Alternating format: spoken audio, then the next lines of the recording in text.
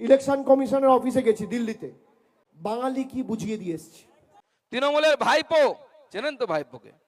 হ্যাঁ হ্যাঁ, সবাই বলছে চোর চোর চোর, আমি বলছি না, জনতা বলছে চোর। জ্ঞানেশ কুমারকে বলেছি কত বাংলাদেশি বাংলা থেকে বাদ দিয়েছে, আপনি তালিকা প্রকাশ করুন। করতে পারবেন? করতে পারবেন? তালিকা প্রকাশ করতে পারেন।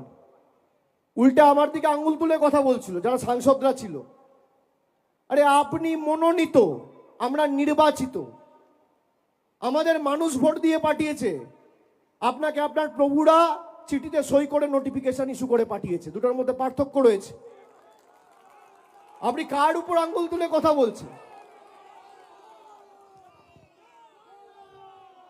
ওরা ভেবেছে তৃণমূলের লোকেরা আসবে, একটু জোর জবরদস্তি চোখ দেখিয়ে কথা বললেই এরা ব্যাক ফুটে চলে যাবে। বাঙালি কি বুঝিয়ে দিয়ে এসছি।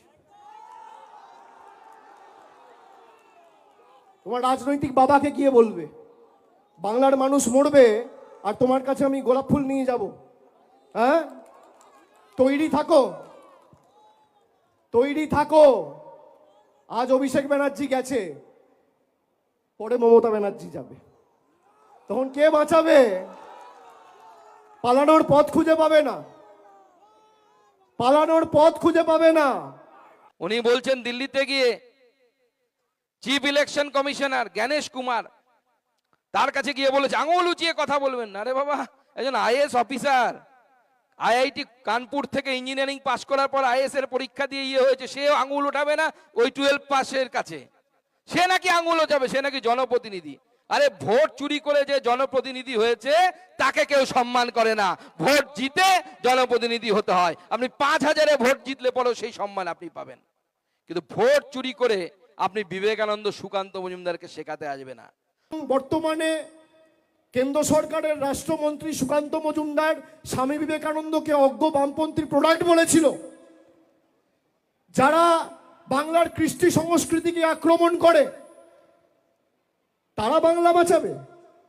যারা দিল্লির দালালি করে, দিল্লির নেতাদের জুতো চাটা ছাড়া আর কোনো কাজ নেই, যাদের খালি বাংলার মানুষের টাকা আটকে দিল্লির নেতাদের কাছে নাম্বার বাড়ানো যাদের একমাত্র কাজ, তারা বাংলার সম্প্রীতি রক্ষা করবে? জনতা বলছে চোর। সে কালকে এরকম একটা মঞ্চ বানিয়েছে, এর থেকেও বড় মঞ্চ। আর এই যে মাঝখানে যে রাস্তাটা, এখানে একটা বড় র্যাম্প বানিয়েছে, এটা ফ্যাশন শো হচ্ছে, তার মধ্যে হাঁটতে হাঁটতে যাচ্ছে। বডি বিল্ডিং করে বডি বানিয়েছে, কাজ নেই, কি করবে? কাজ নেই তো খইবাজ, নাই কাজ তো খইবাজ। সে র্যাম্পে হাঁটতে হাঁটতে যাচ্ছে আর বলছে, সেখানে গিয়ে বড় বড় জ্ঞানের কথা বলছে, সুকান্ত মজুমদার এই করেছে, অমুক করেছে, তমুক করেছে। আর 3টে লোককে নিয়ে এসছে, বলছে দেখুন এদেরকে নাকি নির্বাচন কমিশন মৃত বলেছে। আমি ভাইপোকে বলতে চাই, আপনি তো 12-এর বেশি পড়াশুনো করেননি, অঙ্কটা হয়তো ভুলে গেছেন। এই রাজ্যে নির্বাচন কমিশন 24 লক্ষ মৃত ভোটারের নাম বাদ দিয়েছে। আপনি মঞ্চে তুললেন কাকে? 3 জনকে। শতকরা অঙ্ক ছোটবেলায় আমরা সবাই করেছি, 3কে 24 লক্ষ দিয়ে ভাগ দিন, 100 দিয়ে গুণ করুন। আপনাকে হিসাবটা শিখিয়ে দিচ্ছি, ভুলে গেছেন হয়তো, ইংলিশ মিডিয়াম স্কুলে পড়াশোনা করেছেন তো, কতটা ভালো পড়েছেন জানি না। এটা পার্সেন্টেজ, অর্থাৎ শতকরা করলে পাড়ায় বেরোয় 0.0000125, মানে 24 লক্ষে 3 জন শতকরা এত। আপনি সেটা দেখিয়ে বলছেন ভুল আছে। আরে আমি তো বলছি অভিষেক বন্দ্যোপাধ্যায়কে এক পাতা বাংলায় একটা দরখাস্ত লিখতে বলুন, এর থেকে বেশি পার্সেন্টেজে বানান ভুল করবে বেটা, ওটাও ঠিক মতো লিখতে পারবে না, সেই ক্ষমতা নেই। সে আবার বলছে সুকান্ত মজুমদার বিবেকানন্দকে বলেছে, এই বলেছে, হ্যাঁ বলেছে। আরে আপনি বুঝতে পারেননি, আরে তার কাছ থেকে বিবেকানন্দ শিখতে হবে যার নাম গরু পাচারে জড়ায়। সুকান্ত মজুমদার 2বারের এমপি, কিছুদিন হলো মন্ত্রী হয়েছি, বুক ঠুকে বলতে পারি আমার লোকসভা কেন্দ্র থেকে শুরু করে পশ্চিমবঙ্গের বিভিন্ন জায়গায় একজনও যদি বলে থাকে যে সুকান্ত মজুমদার আমাদের কাছ থেকে 5 টাকা চুরি করে খেয়েছে, আমি রাজনীতি থেকে বিসর্জন দিয়ে দেবো, রাজনীতি বিসর্জন দিয়ে চলে যাব। সে আমাকে বিবেকানন্দ শেখাচ্ছে। আরে বিবেকানন্দ বুঝতে হলে আমি বলছি এই 26-এর পর তো অনেক টাইম থাকবে আপনার। ভোট চুরি করে আপনি বিবেকানন্দ সুকান্ত মজুমদারকে শেখাতে আসবে না। ছোটবেলা থেকে যারা আমার বাড়ি যেত এই ভাইপো শুনে রাখুন কানে তেল দিয়ে, সুকান্ত মজুমদারের পড়ার একটা ছোট্ট ঘর ছিল, মধ্যবিত্ত পরিবারের মানুষ। সেই ঘরে কোনন্য সচিন তেন্ডুলকারও ছবি লাগেনি, শাহরুখ খানেরও ছবি লাগেনি, আমির খানেরও ছবি লাগেনি। একটা ছবি লাগানো থাকতো পেপার থেকে কেটে, তার নাম হচ্ছে স্বামী বিবেকানন্দ। আমরা তাকে দেখে বড় হয়েছি। আপনি আমাকে বিবেকানন্দ শেখাতে আসবেন না। আরে গরু পাচারকারী যদি বিবেকানন্দের কথা বলে কেমন লাগবে বলুন তো?